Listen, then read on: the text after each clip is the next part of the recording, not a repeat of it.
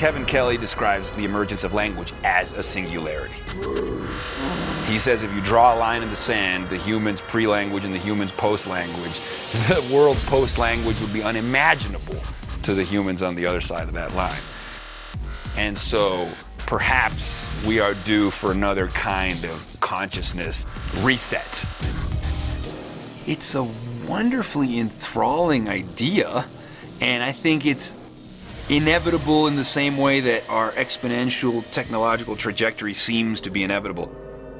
And you never realize that the singularity is happening until you're on the other side. And then you're like, wow, it's a different world. The thing is, usually those things are generational. The thing is, now it's happening within one's lifespan, so it's kind of, we get to bear witness to it.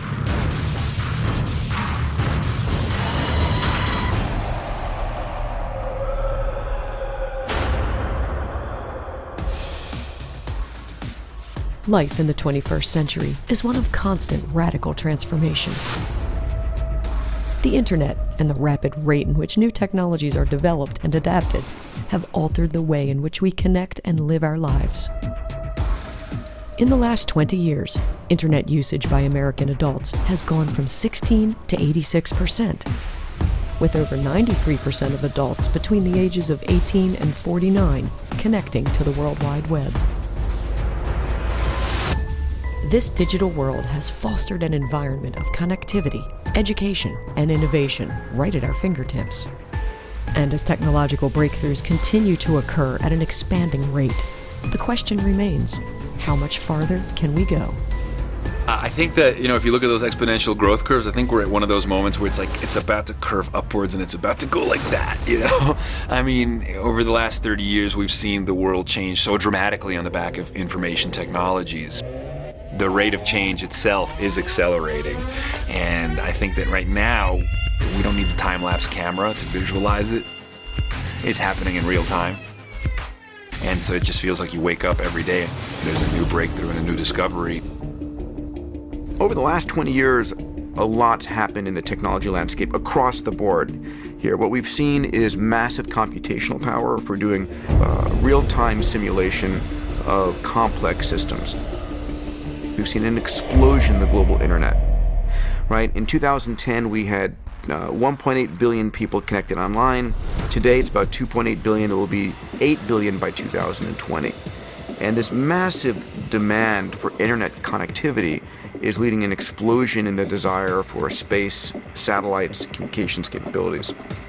The adoption rates for new technologies that change how we move through time and space and how we interface with one another are so fast, right? In 100 years, the airplane transformed the world. In 10 years, everybody's on Facebook. In 3 years, everybody's on Snapchat.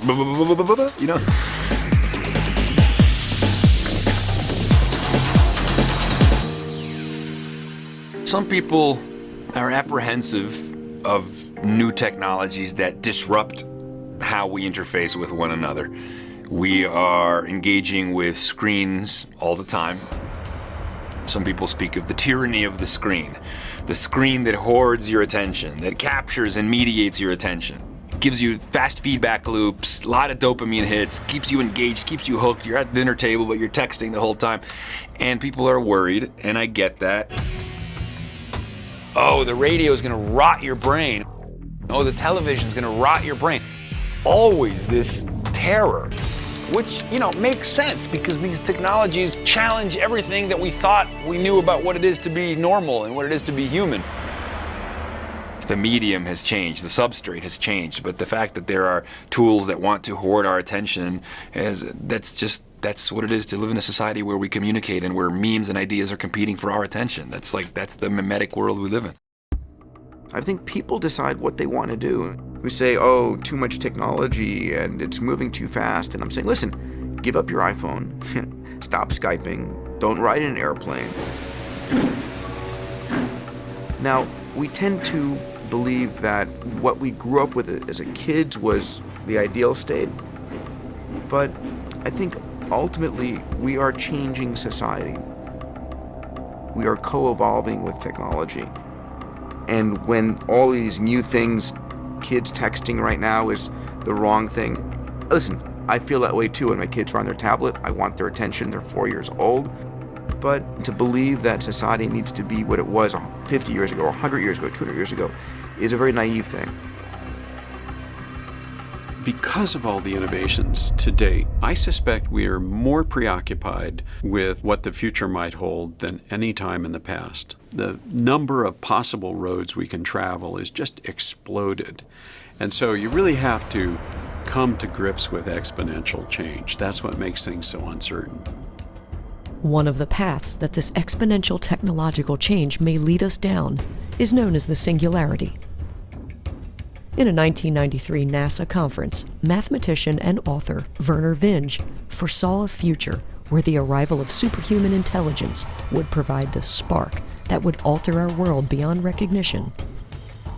Whether that apex is reached through the application of technology to increase our biological limitations, or through the design and construction of artificially intelligent machines, is still to be determined. How we'll reach the singularity, or if we even will, is hotly contested. Well, singularity's become kind of a controversial term. People that are against the idea think that it's just a technologist's version of the rapture. It's heaven on earth. It's the second coming. We're all going to become immortal and woohoo. But I think that that's kind of an oversimplistic definition. I don't think that that's what people really refer to when they talk about the singularity. Kurzweil says it's a metaphor. It's a tool that we use to understand something.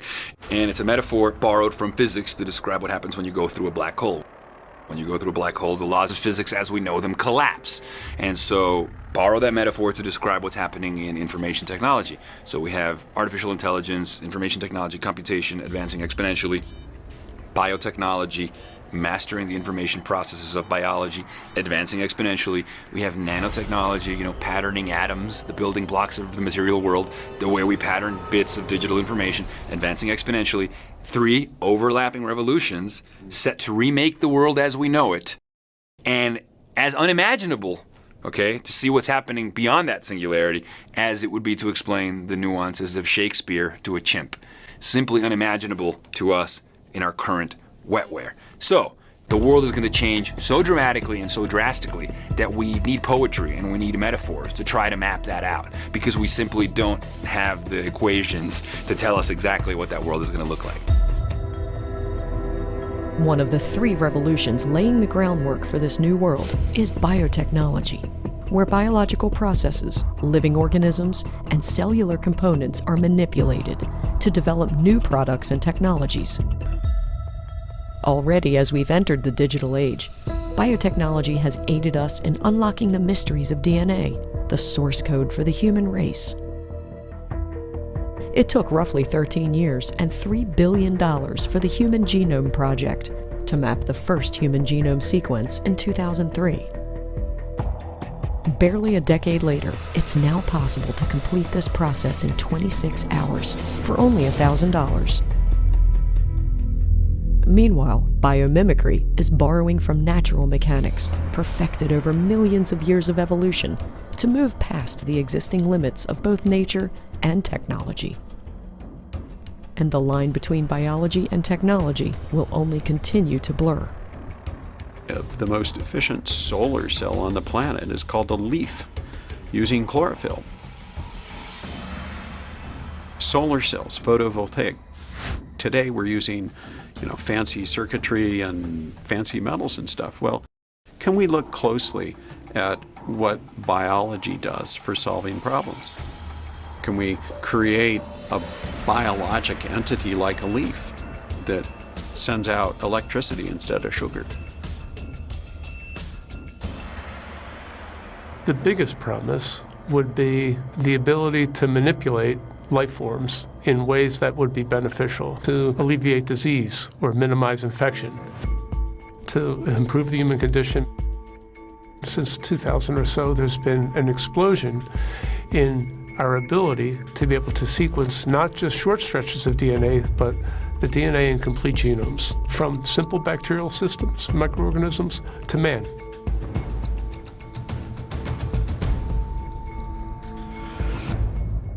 As we're learning more about our DNA and our bodies, and we're actually going in now and starting to manipulate characteristics. So if your baby is about to be born and the doctor says your baby has a health problem, we can go and fix the baby before your baby's born. And imagine a time where you go to see your doctor and the doctor says you have to choose one of these: intelligence, the ability to withstand disease, physical strength, a whole series of things to basically enhance their babies before they're born, and giving them longevity or super strength or higher intelligence. This sounds like science fiction, but this is all coming so quickly. Are we a combination of a man and a machine, or are we literally going in and changing the genetic structure of the future of our species? This used to take, millions of years to evolve, and now we may be able to do this in literally, a matter of years. And our tools shape us, we shape our tools. We use those tools sometimes to individuate, to splinter off, and to be as different and varied as we want to be, and that's fine. If the potential applications of biotechnology can shape our next evolutionary leap, nanotechnology could bring about the singularity by shaping our physical world. Nanotechnology operates on a scale of 100 nanometers, or 100 billionths of a meter. In a 1959 lecture, Nobel Prize-winning physicist Richard Feynman was the first person to describe the possibility of manufacturing on the nanoscale through direct manipulation of individual atoms and molecules. But it was Dr. Eric Drexler's 1986 book, Engines of Creation, that offered the first comprehensive vision of a world where it was possible for a nanoassembler to molecularly manufacture the components of nearly any substance. And although nanotechnology is not guaranteed to lead us into the singularity, the ability to manipulate the world at the molecular level is a sign of a radical new age to come. I think that the next 10 to 20 years will be comparable to the next century or two, as seen from the past. And having a change of that magnitude in a single human lifetime, I think, will be a tremendous challenge both to our institutions and to us as individuals. What we can do as a civilization, as a species, depends on what we can make. A technology that can build from the bottom up, from molecular building blocks, will have that precise control. It's naturally a three-dimensional technology. Different kinds of devices become possible. Everything from generations of electronics that are far beyond where we are, through extraordinarily strong and perfect materials that can be used for making aerospace systems that will finally make space very inexpensive to access, through devices that are small enough and work on a scale that's appropriate to interact with human cells and tissues and enable a new generation of medicine.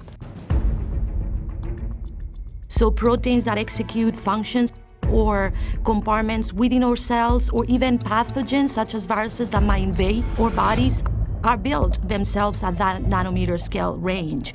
So nanomedicines, by having the same size scale, can interact and actuate on those natural elements or even pathogens. And that's what makes nanomedicine very amenable for enhancing and improving our abilities in terms of diagnosis or prevention of disease, or even in the case of regeneration of tissues or treatments. With nanotechnology, you're dealing with atoms, right? The building blocks of the physical world. So if all the miracles of computation and information technology are living in this space of ones and zeros, they can be made into the 100,000 songs in your pocket. They can be made into miraculous devices that let you make wormholes that talk to other people across the world. All that ones and zeros. When we're able to do that, when we're able to play the instruments just like we do in the digital space, but with atoms, then all the physical world will be as manipulatable as digital. Oh man, that's it. Like, we've transcended. Like, we're done at that point, you know? We're playing with atoms. We're gods.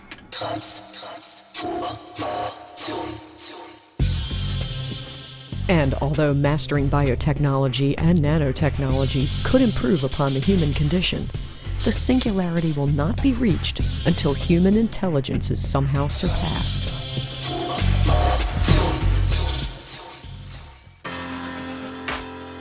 Today, much of our critical infrastructure is run by intelligent systems.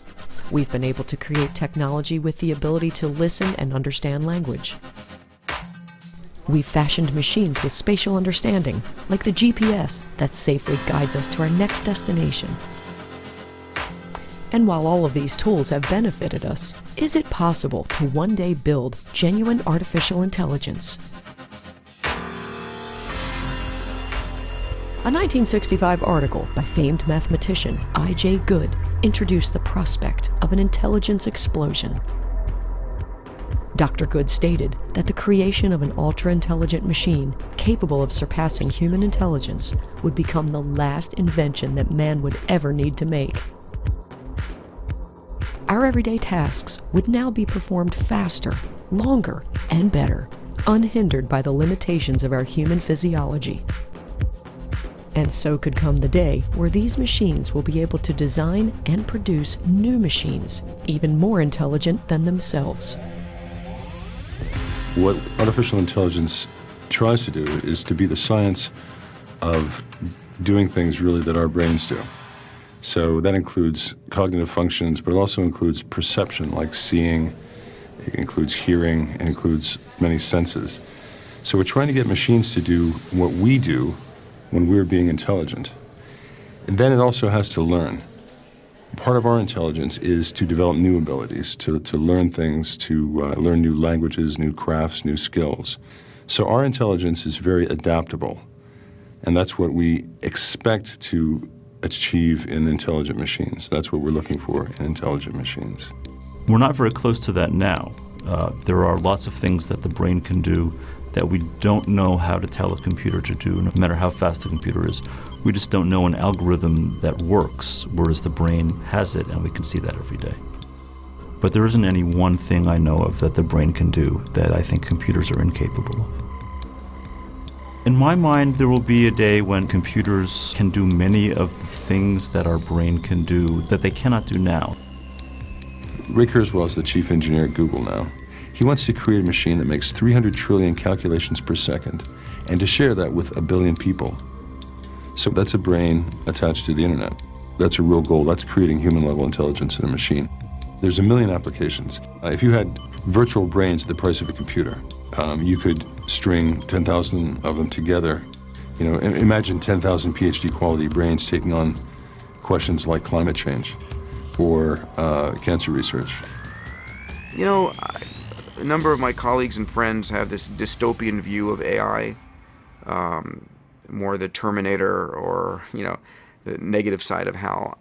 I honestly don't believe that. I think that's myopic. I think that AI is actually creating massive benefits for humanity. It's going to transform and make ubiquitous, dematerialize and demonetize healthcare and education, and going to transform and uplift most of humanity. Every technology has its downsides, but the upside is massive. Kurzweil says, he says the moment an AI supersedes all human brains in its intelligence and its sentience, because then you have one artificial intelligent entity that is smarter than all the collective brain power of all the humans on Earth. And so the thoughts that that entity will have, the things it will dream up, are inconceivable. The unimaginable world, post-singularity, may come sooner than we think. Ray Kurzweil believes this defining moment will occur by the year 2045. Whether or not it transpires, the seeds blurring the lines between technology and nature have already been planted.